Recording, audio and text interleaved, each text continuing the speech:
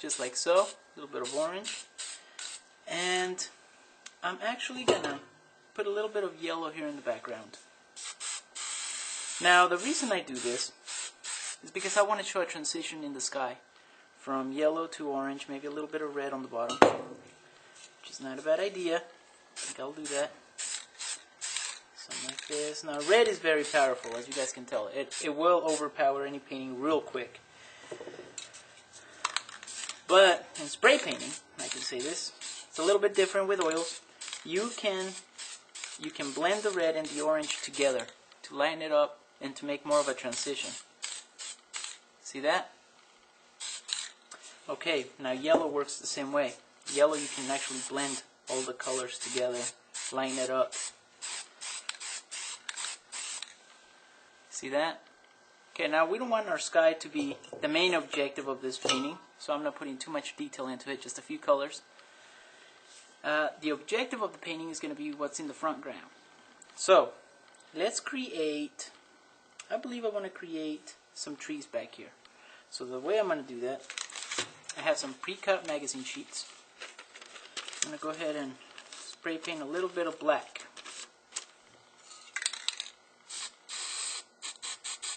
Right? And I'm going to mix some green with it. So when you combine the two, hopefully you'll get a really dark black, almost like a really dark green. I'm going to tear off a piece of my sea sponge. You don't need very much. That's another thing that I've been trying to teach you guys. You guys will see me using very little. You can make it last a long time, but seriously guys, you don't need very much. Right, let's mix the black and the green together. Right, and let's create some trees here in the background.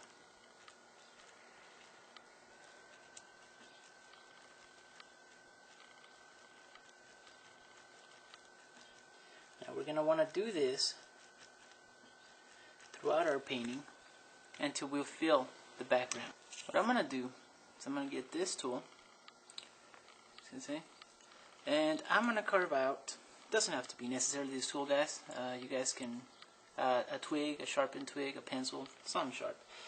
I'm going to come in here. Before I do that, let's add some clear coat to make sure our painting is nice and wet, that we can scratch off some of this paint. Let's add some trees, huh? Well, I'm going to do that, so I'm just going to add some thin, very thin branches. I know most of you guys are going, oh no, what is he doing? Well, trust me guys. Alright, we're just going to add some random branches. Alright, so we'll do something like that. Now what we're going to have to do now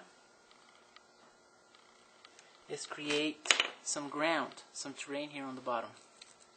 So let's do that. Pre-cut magazine sheet. Right? And I'm going to use some dark colors. And you'll see why I'm using dark colors. I'll leave it as a bit of a surprise. Maybe a little bit of orange. Very little. And with your magazine sheet, I'm just going to tap it in here.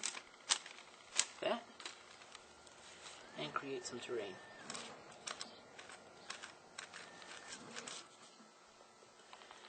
Now, gotta come over here and just add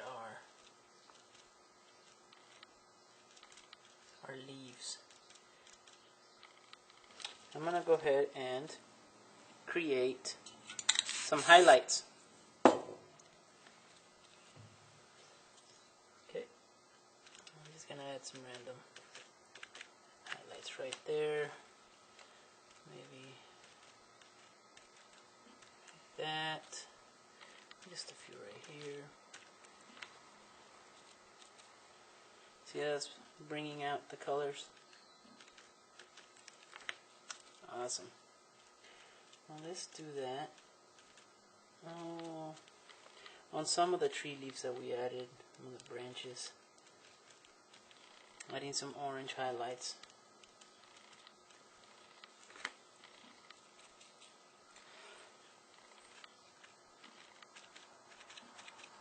Okay. This will give us highlights. What I want to do here So I'm going to get my straight edge, my blue. I'm going to create the water coming from over here. See that? Okay.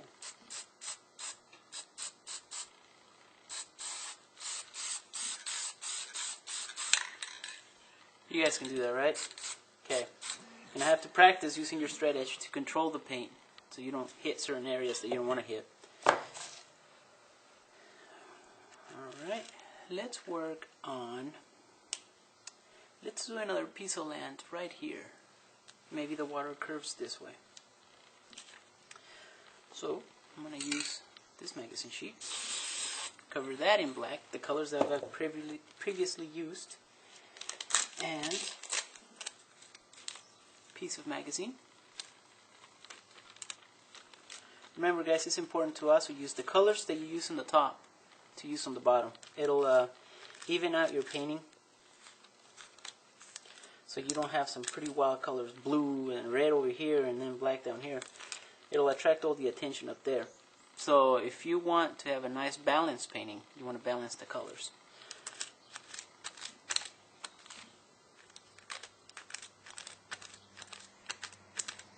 Into another magazine sheet and begin creating the rocks.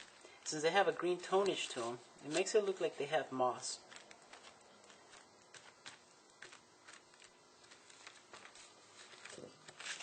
Awesome. Now I didn't mention this to you guys before, but this is going to be a transitional painting. And you're saying, well, what is that? Well, it means that I'm going to do a transition. And I do this a lot when I spray paint. And it amazes people to see a painting go from something like this to a transitional state where you change the weather. I'll show you what I mean. Anywho, this is what our painting looks like. We have added the rocks. Now let's add some more highlights. We're missing highlights. So I'm going to use orange and a little bit of yellow. Another magazine sheet. Doesn't have to be very big. I'm just going to add some random highlights throughout the painting. I'm not completely random. I'm keeping an eye on how the sun is coming. You know, how the light is going to affect my painting. So that's something to keep in mind, guys. So in this case, the light is coming in from here. So it's going to hit those spots here and, you know, some of these. Let's begin a transition.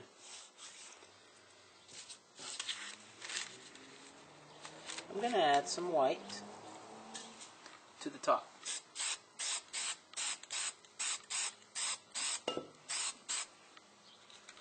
But you're wondering, oh, what is he doing now? Well, I'll show you. Let's add some white.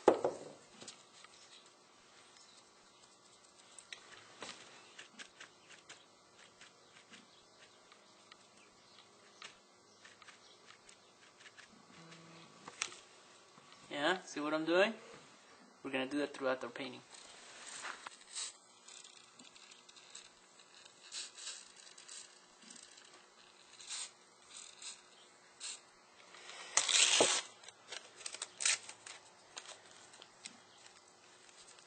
The way I do that, just a little bit of white and just tap on certain areas. See that?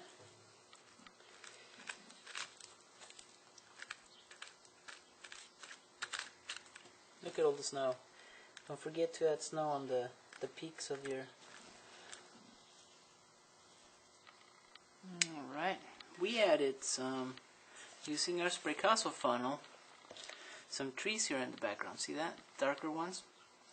Now what we're going to do is we're going to add some highlights to them as well. And we're going to add some more frosting. Remember, it's the small details that make the difference. Take a look at our painting. So now you guys saw how I transitioned from like a summer-like or maybe fall painting into a snow painting, to a winter painting. Well, again, hope you guys have enjoyed today's tutorial. Until next time, folks.